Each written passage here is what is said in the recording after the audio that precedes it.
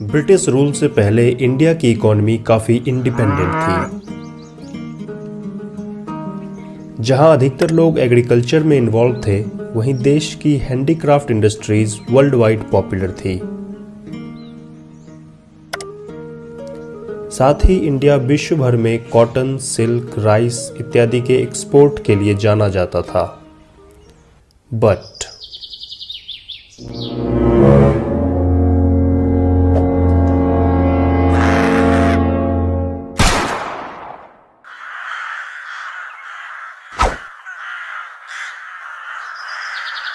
अब इंडिया में ब्रिटिशर्स का रोल था। ब्रिटिश गवर्नमेंट और उनकी इकोनॉमिक पॉलिसीज़ का ध्यान इंडिया नहीं बल्कि ब्रिटेन की डेवलपमेंट पे था। उनकी पॉलिसीज़ के कारण इंडिया की इकोनॉमी चेंज होने लगी।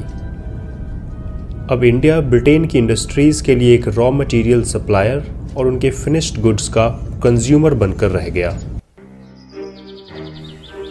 एग्रीकल्चर सेक्टर में ग्रोथ रुक सी गई, जिसका मेन कारण था ब्रिटिशर्स के द्वारा लगाए गए अलग अलग लैंड सेटलमेंट सिस्टम्स।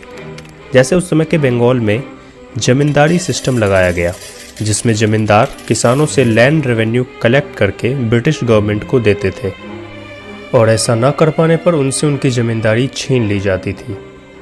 इसीलिए जमींदारों का ध्यान ज़्यादा से ज़्यादा टैक्स कलेक्ट करने और अपनी जमींदारी बचाने में होता था, न कि एग्रीकल्चरल प्रोडक्टिविटी बढ़ाने में। इसके अलावा टेक्नोलॉजी और इरिगेशन फैसिलिटीज़ की कमी के कारण एग्रीकल्चर सेक्टर डिक्लाइन करने लगी। कॉलोनियल गवर्नमेंट की पॉलिसीज़ ने इंडिया में मॉडर्न इंडस्ट्रीज़ का बेस नहीं बनने दिया। जैसा हमने देखा, उनकी पॉलिसीज़ का दो मेन मोटिव था। पहला कि इंडिया को ब्रिटेन की मॉडर्न इंडस्ट्रीज़ के लिए रॉ मटेरियल सप्लायर बनाना, और दूसरा इंडिया को उन इंडस्ट्रीज़ के फिनिश्ड प्रोडक्ट्स का मार्केट बनाना, ताकि ब्रिटेन की इंडस्ट्रीज़ ग्रो कर सके।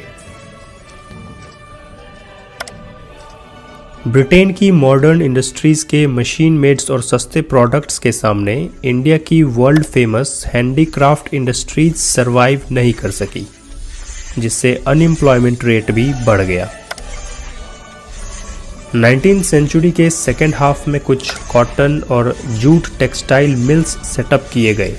1907 में टिस्को यानी टाटा